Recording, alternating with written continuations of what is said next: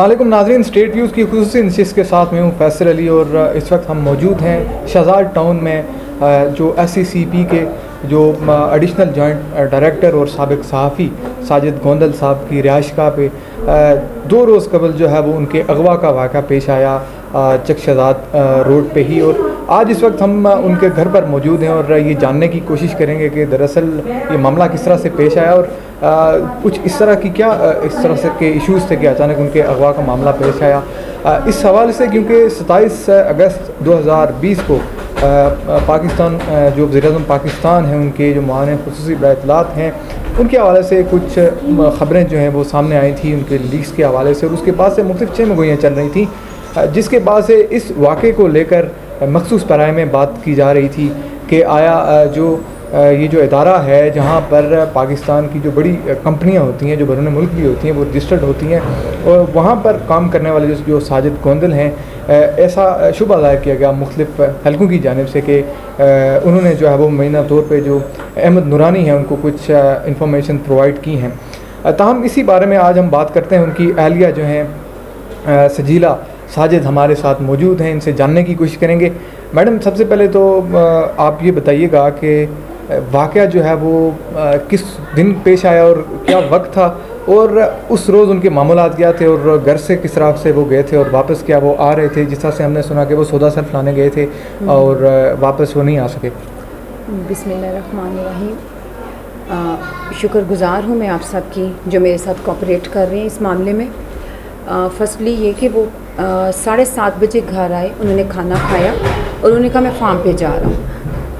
बेटी को वो पहले शॉप पे बाद में लेके जाते थे, उस दिन वो पहले लेके गए हैं और उसको घर ड्रॉप करके वो फार्म पे चले गए। फार्म से वो वापस आए तो उस वक़्त ब्रेड अंडे उनके पास नहीं थे, वरना वो मुझे पकड़ा के जाते। लेकिन वापसी पे ब्रेड अंडे जब वो लेने गए हैं तो उसके बाद से 9 o'clock के बाद से वो घर पे नहीं आए।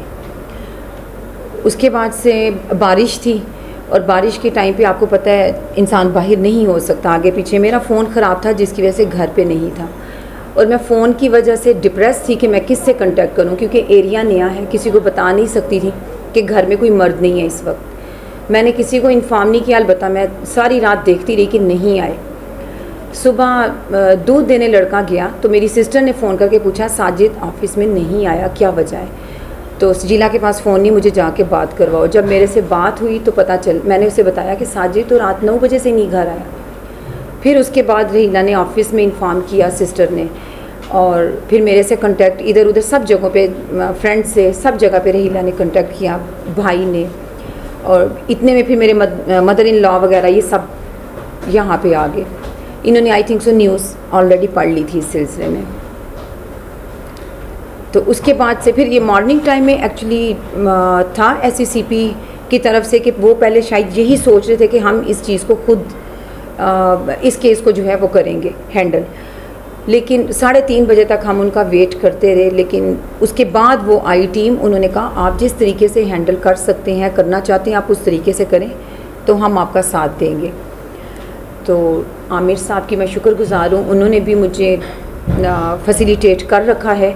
और मैं नहीं समझती, जैसे आपने कहा कि ये कोई न्यूज़ के हवाले से, साजिद कभी किसी सियासी न्यूज़ में कभी भी पार्टिसिपेट उसने नहीं किया। ये साजिद के ऊपर जो है ये मिसअंडरस्टैंडिंग है, ये जिसको भी हुई है मिसअंडरस्टैंडिंग है। ना ऑफिस की तरफ से इस न्यूज़ का कोई तल्लुक़ है और ना ही साजिद के हवाले से इस न्यूज़ का कोई तल्लुक़ है। अच्छा, जिस तरह से हमने देखा है कि जिस वेबसाइट की तरफ से वज़ीर-ए-आज़म के मामून खुसूसी इत्तलात हैं उनके बारे में एक जो ख़बर सामने आई थी, जिसके बाद से मुख्तलिफ़ हलकों की जानिब से इस मामले को जोड़ा जा रहा था, जिस तरह से आप कह रही हैं कि गलतफ़हमी है, उस वेबसाइट की जानिब से भी तरदीद की गई है कि जो साजिद गोंदल हैं उनका जो रब्ता हुआ है जो अहमद नूरानी है उनके साथ, वो उन लीक्स के आने के बाद हुआ है वो, और इस सिलसिले में उनका रब्ता बिल्कुल भी नहीं हुआ। और उस वेबसाइट ने इस चीज़ को इज़हार किया है बरमला के जो उन्होंने डॉक्यूमेंट्स हासिल किए हैं वो उनने कानूनी तरीक़ाकार से हासिल किए हैं। इसके बावजूद जो है वो हमने देखा कि साजिद गोंदल जो हैं उनके अगवा का मामला पेश आता है। तो एक तो ये बताइए, क्योंकि आप यहाँ पर नए शिफ्ट हुए हैं कुछ अरसे से, यहाँ पर आपको आने के बाद कुछ इस तरह की शिकायत या इससे पहले कभी वो ताख़ीर से घर पे आए या कुछ और फ़ोन कॉल्स, कुछ इस तरह की चीज़? लास्ट 2 वीक से वो घर में देर से ही आ रहे थे, लेकिन वो ऑफिस के हवाले से ही उनको काम होता था, तो वहीं ऑफिस से ही वो देर से आ रहे थे। लेकिन 3 दिन से वो जो फ़ोन वो छत पे जाके सुन रहे थे। तो फ़ोन का एक मुझे था कि मुझे डाउट हो रहा था कि कोई ख़ास न्यूज़ है जो इस वक्त साजिद घर के अंदर नहीं बात कर रहा, टेरेस में नहीं कर रहा, छत पे जाके बात कर रहे हैं। तो उसके हवाले से मुझे थोड़ा सा था डाउट, लेकिन मैंने ख़ुद बात नहीं की क्योंकि मेरा इन चीज़ों से कोई कंसर्न नहीं है, ऑफिस के मामलात थे इसलिए। तो उसके बाद वेंसडे नाइट को बस एक लेडी आई हैं, उनके पास फ़ाइल थी और एक मेल आए हैं शाम को। उन्होंने इनसे पूछा कि बाबा किधर हैं। बेटी ने बता दिया कि वो फार्म पे गए हैं, और फार्म की वजह से जो है वो वेंसडे नाइट की ये बात है, और थर्सडे नाइट को इनको अगवा कर लिया गया। तो अब बात यह है कि अगवा तो तब कोई करे कि अगर हम बहुत कोई मालदार असामी है या कोई बहुत ही कोई ऐसी सिचुएशन है, अब अगवा कार भी है तो वो टेलीफोन पे हमारे से रब्ता कर चुका होता। इस वक्त अब ये पुलिस बता रही है कि इनका कोई फिंगरप्रिंट नहीं है गाड़ी का वहाँ पे, तो हमें समझ नहीं आ रही कि ये फिर किसकी कार्रवाई है। अच्छा, ये बताइए कि इस सारे अरसे में जिस तरह से आप कह रही हैं कि वो कॉल्स घर पे नहीं सुन रहे थे। जी जी। तकरीबन अगर हम पिछले माह की बात करें, 27 अगस्त से बाद की बात करें, जिसके बाद से ये सारी सिचुएशन के बारे में बहुत सारी गलतफहमियाँ पैदा हुई हैं। जी जी। 27 अगस्त के बाद से इस तरह के मामलात आप देख रही हैं? नहीं, ये 3-4 डेज़, ऑलमोस्ट 3-4 डेज़ से, इससे पहले नहीं ऐसा कोई भी कोई ऐसा सीन मैंने नहीं देखा घर में। ये 3-4 डेज़ से ही ये सब हो रहा था। अच्छा, क्योंकि वो बड़े सीनियर जर्नलिस्ट भी रह चुके हैं डान टीवी में, और उसके बाद ज़ाहिर है उन्होंने मुलाजमत इख्तियार की। जी। तो साथ में जिस तरह से वो मुलाजमत भी कर रहे थे, लेकिन ज़ाहिर है एक जर्नलिस्ट कम्युनिटी में उनका उठना बैठना हुआ होगा। जी जी। इस अरसे में क्या मुलाजमत के साथ साथ उनका जो रुझान था, जो जर्नलिस्ट कम्युनिटी है उनके साथ मेल मिलाप भी आप देखती रही होंगी, उस सारी सूरत हाल को देखते हुए जो ये सिचुएशन प्रेजेंट सिचुएशन है, ठीक है, इस पर आप क्या कहेंगी कि किस तरह से इन सारी चीज़ों को जो इंटरप्रेट किया जा रहा है? पहली बात तो देखें ये है कि जब ये नमल से स्टडी कंप्लीट करके सब दोस्त जितने भी हल्का अहबाब है, जब ये फ्री हुए, इंटर्नशिप इनकी इकट्ठी है, आज ये 15, 17, 18 साल से इकट्ठे हैं, तो 15, 17, 18 साल की जो फ्रेंडशिप होती है उसमें हर किस्म की बात आप कर सकते हैं। आप उसमें ये नहीं कह सकते आप, और सहाफ़त है आपकी, आप ये नहीं बाउंड नहीं कर सकते कि इसकी बीट रही है तो मैंने सिर्फ इसी से बात करनी है, उसकी बीट रही है तो मैंने सिर्फ उसी से बात करनी है। डिस्कशन देखें हर किसी की, जब आप ग्रुप में बैठते हैं फ्रेंड्स, तो हर किस्म की चल रही होती है, तो उसको ये हम लिंक नहीं कर सकते कि इसका लिंक इस खबर के साथ है। ये सिर्फ मिसअंडरस्टैंडिंग है, जिसने भी क्रिएट की है ये मिसअंडरस्टैंडिंग की है, क्योंकि हमारी ज़ाती किसी चीज़ से, किसी इंसान से कोई दुश्मनी नहीं है। अच्छा, इस सारे वाक़े के बाद जिस तरह से उनका ऑफिस है, उनकी तरफ से FIR का जो मामला है, जो पुलिस स्टेशन को एड्रेस किया, वो कितनी देर बाद किया गया, या उनकी तरफ से क्या एटीट्यूड आपको देखने को मिला, एक रवैया? और आफ्टर ऑल अभी जो प्रोसीडिंग हुई है, क्योंकि इस्लामाबाद हाई कोर्ट ने जो है वो हंगामी बुनियादों पे इस केस को सुना है और सोमवार तक का टाइम दिया है, तो इनिशली FIR के दर्ज होने तक क्या मसाइल रहे या किस तरह से हुआ सब कुछ? एक्चुअली उस वक्त तक SCCP चाह रहा था कि इसको किसी तरह से अपने ही लॉयर्स के साथ मिलके इसको हैंडल किया जाए, तो वो चाह रहे थे अभी कि इसकी FIR ना कटी जाए। लेकिन जब इन लॉज आ गए तो डेफिनेटली एक माँ के लिए बेटे का आप समझ सकते हैं कि क्या वो किस तरह से होता है। फिर तो 15 पे उन्होंने कॉल कर दी, क्योंकि ये हमारा पहला फ्राइज़ भी है। अगर हम देखें कि अगर कोई किडनैप हुआ है तो हम सबसे पहले FIR दर्ज करवाते हैं। तो आंटी ने सबसे पहले 15 पे कॉल करके इन्फॉर्म कर दिया था कि मेरा बेटा अगवा हो चुका है।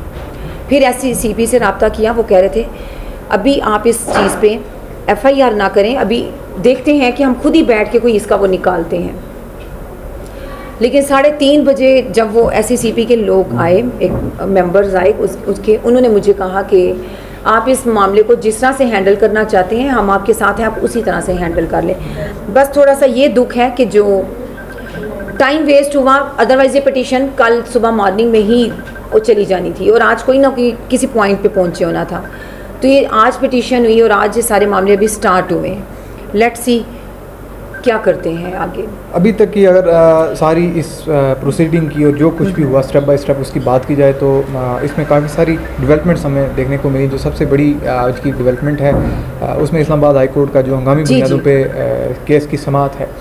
आप इस सारे मामले को देखते हुए, क्योंकि मंडे तक का टाइम दिया गया है, आप कुछ मैसेज देना चाह रही हूँ सुनने वालों तक, या जिन तक आप बात पहुँचाना चाह रही हैं, कुछ आप कहना चाह रही हैं? मेरी गवर्नमेंट से यही रिक्वेस्ट है कि एटलीस्ट तफ्तीश पूरी पहले मुकम्मल की जाए, पता किया जाए कि इस इंसान का इस चीज़ के साथ कोई लिंक भी है या नहीं।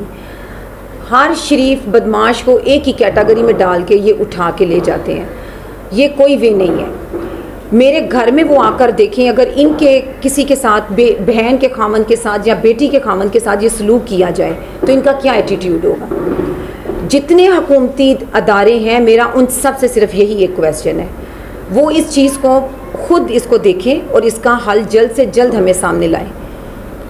एक आखिरी सवाल ये बता दें, क्योंकि इस चीज़ पे भी गौर किया जा रहा है, ज़ाहिर है कि वो एक जर्नलिस्ट रह चुके हैं बड़े सीनियर, तो जर्नलिज़म के सारे कैरियर के दौरान कोई ऐसी उन्होंने ख़बर कभी ब्रेक की हो या कभी भी उन्हें ख़बर के सिलसिले में कुछ किसी थ्रेट्स का या किसी तरह से उनकी रैक या कुछ इस तरह की सूरत हाल का सामना रहा हो आपके नोटिस में, वो कोई चीज़? नहीं, वो बहुत मिच्योर जर्नलिस्ट है साजिद, बहुत मिच्योर इस मामले में अपनी जॉब के हवाले से सिंसियर, ऑनेस्ट और बहुत मिच्योर जर्नलिस्ट है। आज तक उसने फेक न्यूज़ पे कभी ध्यान नहीं दिया, आज तक उसने सियासी न्यूज़ पे कभी अपनी नेगेटिविटी शो नहीं की। बहुत देख के, बहुत स्टडी करने के बाद वो कोई अगर पेश करे तो अपनी राय पेश करते हैं, अदरवाइज़ वो ऐसी किसी चीज़ का हिस्सा ना रहे हैं तो ना रहे हैं। तो डेफिनेटली आप उनके फ्रेंड्स और कोलीग्स, ये जितने भी, आप उनसे इन्वेस्टिगेट कर सकते हैं कि वो किस तरह के सहाफ़ी रह चुके हैं। बहुत शुक्रिया सजीला। साजिद जो है वो हमारे साथ मौजूद थी। इनका यही कहना है, जिस तरह से आज इस्लामाबाद हाई कोर्ट में इन्होंने पिटीशन भी दायर किया और इस्लामाबाद हाई कोर्ट में हंगामी बुनियादों पर इस मामले को देखा गया और सोमवार तक की मोहलत दी गई है, सोमवार 2 बजे तक। उसके बाद जो मामला है वो कैबिनेट डिवीज़न तक पहुंचाया जाएगा और सेक्रेटरी दाखिला और आईजी इस्लामाबाद को भी तलब किए जाने का इम्कान है। अब देखना यह है कि मंडे 2 बजे तक इस केस में क्या डेवलपमेंट्स होती हैं। जो साजिद कोंदल हैं उनकी बाजियाबी इन आने वाले जो 48 घंटे हैं उनमें मुमकिन हो पाती है या नहीं, इसके लिए मंडे तक का इंतज़ार करना पड़ेगा। आज की खुसूसी नशिस्त से इजाज़त दीजिए। अल्लाह हाफ़िज़। Thank you.